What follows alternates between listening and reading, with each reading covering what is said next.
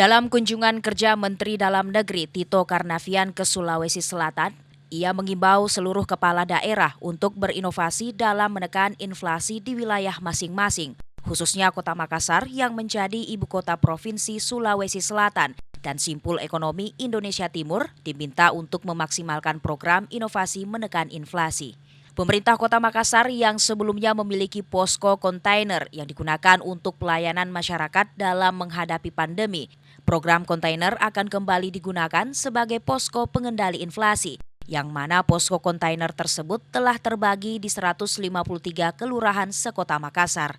Selain posko kontainer, Wali Kota Makassar juga meluncurkan Makassar Kota Makan Enak dengan keunggulan sejumlah kuliner khas Makassar yang sudah dikenal wisatawan Nusantara hingga internasional seperti coto, palu basah, dan kondro. Besok saya rapat lagi untuk mewujudkan dua hal itu, pasar murah di kontainer dengan Makassar Makan Enak, Kota Makan Enak.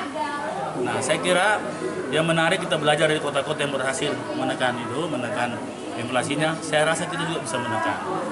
Memang kita akan agak sedikit rumit karena kita adalah ibu kota provinsi simpul Indonesia Timur, sehingga demand dan supply itu sangat dinamis. Nah, sehingga adaptasi ekonomi itu menjadi penting. Wali Kota Makassar juga menambahkan upaya pemerintah dalam menekan inflasi khususnya di Indonesia Timur merupakan hal yang serius. Pasalnya jika tidak dilakukan segera mungkin, maka warga akan mengalami kemampuan bayar menurun, bahkan Makassar akan terancam miskin ekstrim. Ira, Fajar TV dan Fajar Radio melaporkan.